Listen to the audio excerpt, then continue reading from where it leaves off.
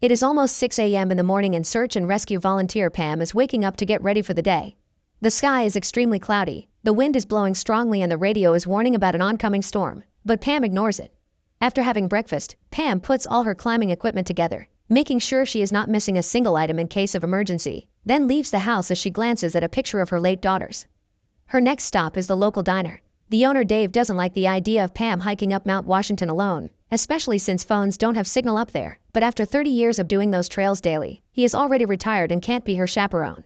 He also reminds Pam of the ominous weather forecast, yet this is still not enough to make her change her mind. Today is a very special day, so she can't cancel this trip. Besides, the mountains make for better therapy. They listen but never talk back. Afterward, Pam drives to the base of the mountain, and it's almost 7 a.m. by the time she gets there. As she parks, she meets two campers that are leaving after spending 2 freezing nights in the area. They haven't seen anyone else up there, which is weird because there is one more car parked nearby.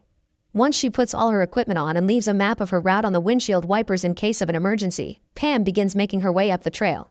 First she has to cross a forest and a river, and she keeps her mind active by quoting Edward Abbey's Desert Solitaire.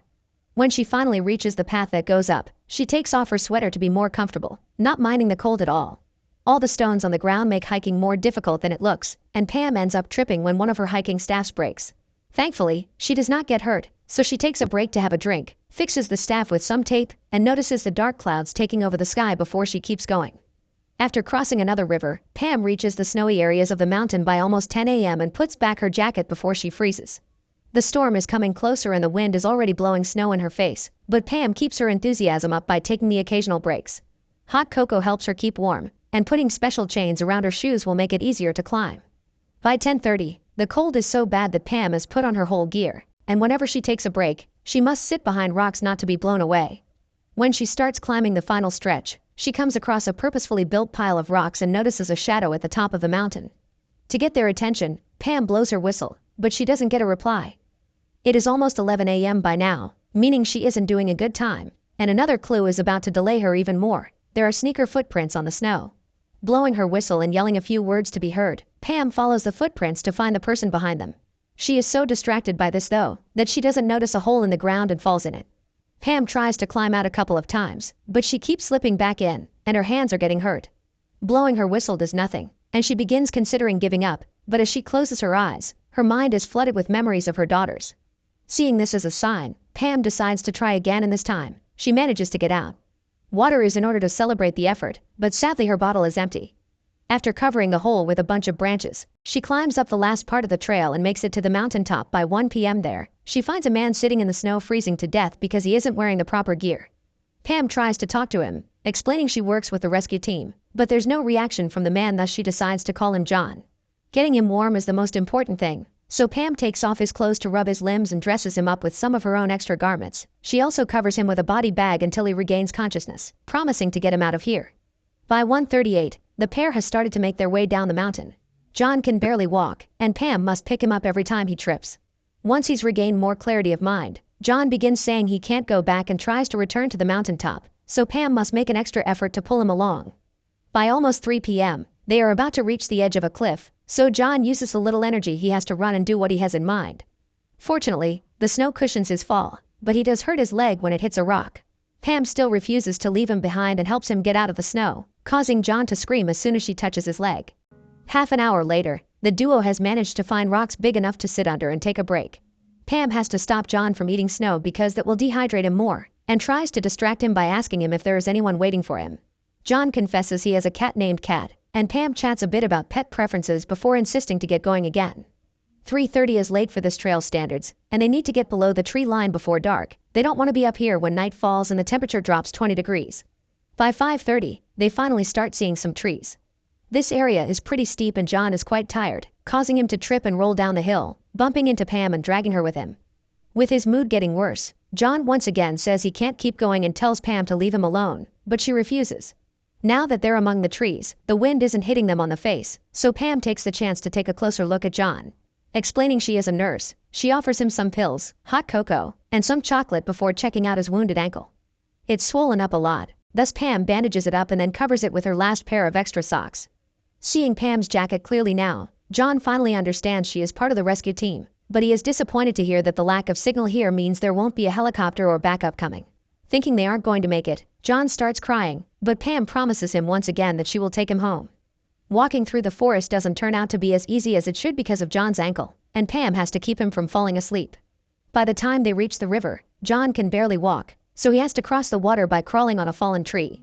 Unfortunately, both John and the tree are wet and slippery, causing John to fall into the river and be dragged away by the water current.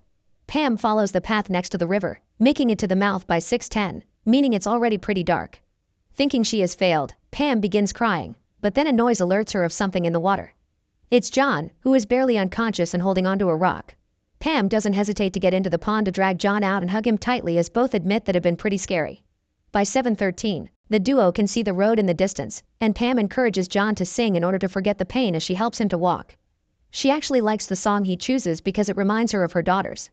By 10:44, after John has put on the bag to stay warm, the pair is crossing the forest when Pam sees a car driving down the road. She runs after it to try to stop it and ask for help, but sadly, she isn't fast enough. John freaks out, thinking he's been abandoned, so when Pam finds him again, she needs to convince him once more that they have to keep moving. It is almost 11:30 when they finally reach the cars.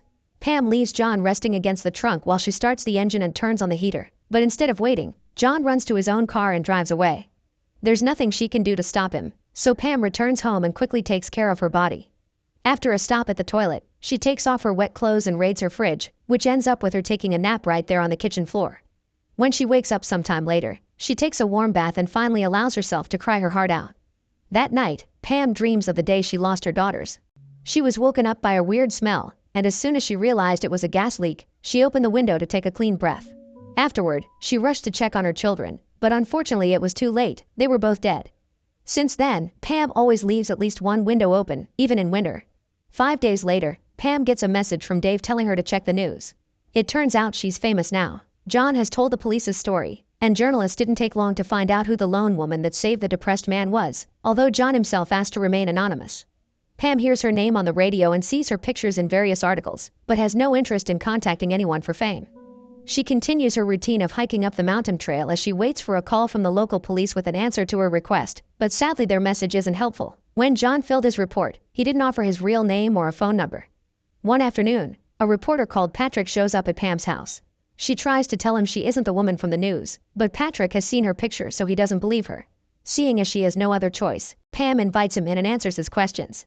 She hasn't heard a single word from John, and she doesn't think it matters why he had been on top of the mountain in November with few layers of clothes. Patrick wants to find John, thinking he may have something to tell Pam, but she thinks if John would have wanted to tell her something, he would already have. A few days later, Pam goes to Dave's diner and finds John waiting for her. He gives her back her clothes, asks her to keep calling John, and comments his ankle is healing well. Afterward, he finally explains what was he doing on top of that mountain. A year ago, John lost his girlfriend, and he started to have trouble picturing her face even if he can describe it. He also began wondering what dying means and where the dead go. When Pam found him, John had gone back to the mountain to look for his girl and realized that he didn't need to actually look, he only had to wait and she would come for him. Instead of hearing her though, John heard Pam, and he's very grateful for that. In return, Pam tells him the story of how she lost her daughters and confesses back then she had wanted to end things just like him. John wonders if it ever gets easier, and Pam tells him that even in a storm, there is so much beauty. Later that day, Pam goes through some memories of her girls and hikes up the mountain again to see the beauty of the sunset. The real Pam went on to raise 4 children. At 67, she left New Hampshire to become a dedicated patrol volunteer in various national parks in the western U.S. John is a constant reminder to Pam that it only takes one person to change someone's life, and he changed hers. Make sure to subscribe and turn on notifications so you can watch more videos like this. Thanks for watching.